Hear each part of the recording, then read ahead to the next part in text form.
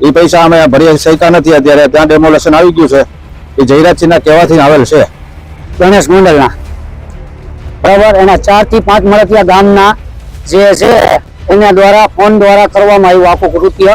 અને તમે પક્ષપલટો કરો એટલે આજીવન તમારી આ પડે નહીં હોતા. ગોંડલ એ હંમેશા ચર્ચાનો વિષય રહેતો હોય છે. તે પછી કાયદો અને વ્યવસ્થાની ત્યાં ખતરથી સ્થિતિ હોય કે પછી રાજકીય ગરમાવો જ કેમ ન હોય, બે જૂથો વચ્ચેની અથડામણ જ કેમ ના હોય. અને તે વચ્ચે હવે ફરીથી ગોંડલ ચર્ચાનો વિષય બન્યું છે, કારણ કે ત્યાં જે ડિમોલેશન હાથ ધરવામાં આવ્યું છે તંત્ર દ્વારા, તે મુદ્દાને લઈને હાલમાં ગોંડલ ફરીથી ચર્ચાસ્પદ બની ચૂક્યું છે. નમસ્કાર, લાઈવ 24 ન્યૂઝની સાથે હું છું મેક્ષુ ઠક્કર. પહેલા જે અનિરુદ્ધસિંહ જાડેજાનું પેટ્રોલ પંપ છે ત્યાં ફાયરિંગ કરવામાં આવ્યું, એ ફાયરિંગની ઘટના ઘટી અને ત્યારબાદ હવે જે ગોંડલથી રીબડાની વચ્ચે આવેલી જે ઠાકરધણી નામની જે હોટલ છે ત્યાં ડિમોલેશન તંત્ર દ્વારા હાથ ધરવામાં આવ્યું. અને આ ઠાકરધણીના હોટલના માલિક એટલે કે મેહુલ ભરવાડ દ્વારા અનેક આક્ષેપો જે છે તે લગાવવામાં આવ્યા હતા. તેમને સ્પષ્ટપણે મેહુલ ભરવાડ દ્વારા જણાવવામાં આવ્યું હતું કે હું કોઈ એક ગ્રુપનો ઠેકેદાર છું, હું રીબડામાં આવેલો વ્યક્તિ છું,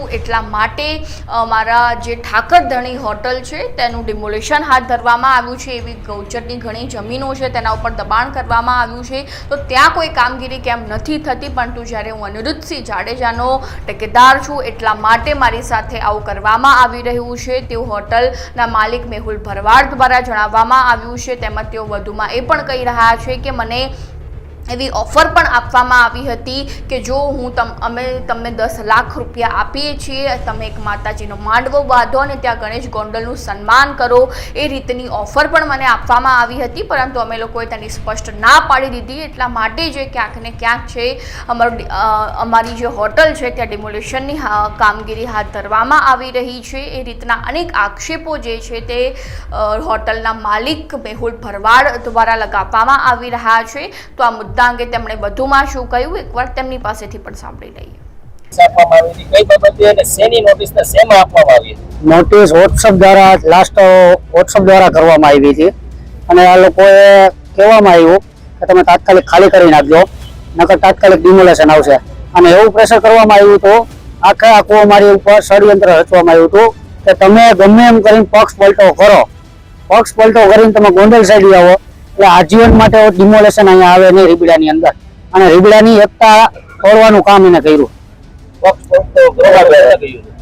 એ ગામ દ્વારા મળતિયા એના હતા ગણેશ ગોંડલના બરાબર. એના 4 થી 5 મળતિયા ગામના જે છે એના દ્વારા ફોન દ્વારા કરવામાં આવ્યું આખું કૃત્ય. અને તમે પક્ષ પલટો કરો એટલે આજીવન તમારી આ પડે નહીં હોતા. એ 10 લાખ રૂપિયાની ઓફર કરવામાં આવી હતી કે તમે માતાજીનો માંડવો કરો, અમે પૈસા આપીશું તમને 10 લાખ રૂપિયા. મળતિયા દ્વારા મને કહેવામાં આવ્યું કોલ દ્વારા કે 10 લાખ રૂપિયા અમે તમને આપી, તમે માંડવો કરો માતાજીનો અને ગણેશ ગોંડલને બોલાવો અને એનું સન્માન કરો. અને એ મારા માટે ગામની એકતા તોડવાનું કામ મારું કામ નહોતું. મેં ચોખ્ખી ગત ના પાડી દીધી. ફોન દ્વારા અમને બોલાવેલા હતા પણ અમે ગયા નથી. કે મળતિયા દ્વારા કરવામાં આવેલી હતી. રીબડાના મળતિયા હતા એના 10 લાખ રૂપિયા અમને તમને આપી કે માતાજીનો માંડવો કરો તમે કે, અને તમે અમારો પક્ષ પલટો કરો. અને ભરવાડ સમાજ આખો ગોંડલ સાઈડ થઈ અને ભરવાડ સમાજ અમને એને ક્યાંય નીકળ્યો જ નથી. અને અમે ભાજપમાં જ મત આપેલા છે. એ છતાંય કાવતરું પૂરેપૂરું એને રચીને અમારી ઉપર કરવામાં આવ્યું હતું.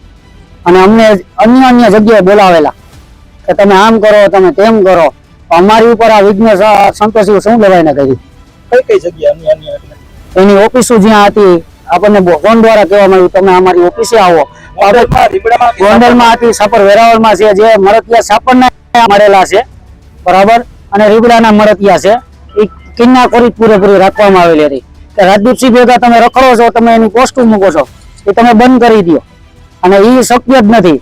અને ગામ એક જ છે, એક જ રહે. જેને જે તોડવાના પ્રયાસ કર્યા છે એ માહોલ શાંત હતો. અને જાનો એક સંમેલન થયું, આયોજન થયું. ત્યાંથી આ ગામની આખી કિન્નાખોરી એક પક્ષમાં વહી ગઈ હતી. અને ગામમાં બધા સમાજ, પટેલ સમાજથી લઈ ભરવાડ સમાજ, ગઢવી સમાજ, દલિત સમાજ, આ બધો સમાજ હળીમળીને 8મી તારીખે રહ્યા છે. એ છતાંય આ લોકોને જે રાજકોટની પ્રજા છે, જે ગામમાં પણ રહેતી નથી, એ લોકોને કઈ ગામને લેવા દેવા નથી. એ લોકો ગામમાં જે હળીમળીને બેહવા વાળા છે એને બેહવા નથી દેતા. અને આ લોકોએ સંમેલન યોજી પૈસા બગાડી એ લોકો એના પક્ષમાં ખેંચવા કરી અને છે તે અમારા ગામનો એક યુવાન ખોયેલો છે અને ઈ તમે જાણો છો બધા લોકો. અને આ વસ્તુ જે કરી છે એ બધું એના તરફથી થયું છે. જ્યાં જ્યાં ગામમાં રાજકારણ આવ્યું છે એ ગામમાં 3-4 ફાટા કરેલા છે આ લોકો. ભરવાડ સમાજ કોઈ દી ક્યાંય નડ્યો નથી અને ક્યાંય નડ્યો નથી. બરોબર. આગામી તમારી ભરવાડ સમાજની રણનીતિ શું રહેશે આ બાબતે લઈને? કે એક હું ભરવાડ સમાજને વિનંતી કરું છું કે જે કોઈ લોકો આ રાજકારણમાં રસ લે છે, બરોબર, કે સ્ટેજ ઉપર મોટા મોટા ભાષણ કરે છે, તો તમારાથી થતું હોય તો એટલું કરો કે ગૌચર બચાવો. ક્યાં ક્યાં ગામડામાં વિખવાદ છે એ વિખવાદ પૂરું કરાવો અને આ ગૌચર છે એ ખાલી કરાવો. તમે એવી માંગણી લઈને જાઓ ત્યાં. તમને કોઈ ગોંડલના તમારા સમાજના આગેવાન છે એને કોઈને મળેલા છો? ના, કોઈને મળેલા નથી અને કોઈને આપણે હાથ છે મીડિયા દ્વારા હું તમને કહેવામાં આવે છે, બરાબર, કે તમે આગેવાન થાવ તો એ પ્રકારના થાવ કે સ્ટેજ ઉપર ચડીને ખાલી ભાષણ કરી ભાજપના મત. ભાજપ આ દુનિયા બધા ગામ, રીબડા ગામથી લઈને ટોટલી ગામડા ભાજપ પક્ષી જ છે, અપક્ષી કોઈ નથી. અને એ છતાં તમે અલગ કરીને તમારી પર્સનલ દુશ્મનાવટી લઈને અને ગામને ચક્રે ચડાવવા નીકળ્યા છે. જે 4-5 ગામના તત્વો છે એને ચોખ્ખું કહું છું કે ગામમાં લુખાગીરી તમારી નહીં હાલે. ગામ એક છે, તમે આજની તારીખે ગામને પાડી નહીં શકો. અને એનું જ એને એક ઉત્તમ ઉદાહરણ આ લોકોએ પૂરું પાડ્યું છે કે જે અને રાજદીપસિંહ નું નામ લે છે આ લોકો ખુલ્લેઆમ. રાજદીપસિંહ આ કરાવે છે, અનુરસિંહ આ કરાવે છે. ગામની અંદર શાંતિ છે અને લીગલી ધંધા થાય છે. અનલીગલી એક ધંધો નથી. અને એક સરપંચ બોલેલો છે કે અહીંયા ઠાકરધાની હોટેલે અનલીગલી ધંધો થયો છે. 6 મહિનાનો પ્રૂફ બતાવું હું એક લીગલી ધંધો હોય ને તો હું જેલમાં બેવા તૈયાર છું, બરાબર.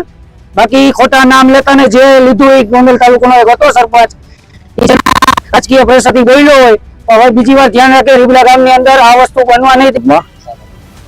અને આ તારીખ 30 તારીખને બુધવાર ગોંડલના કહેવાથી આવેલી છે.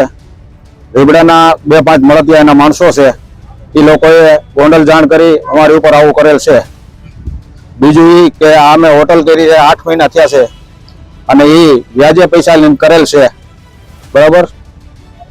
અને એ પૈસા અમે ભરી શક્યા નથી. અત્યારે ત્યાં ડેમોલેશન આવી ગયું છે. એ જયરાજસિંહના કહેવાથી આવેલ છે. બીજું એના મળતિયા રીબડાથી વાયા પડેલ હતા અમારી પાછળ 8 મહિનાથી.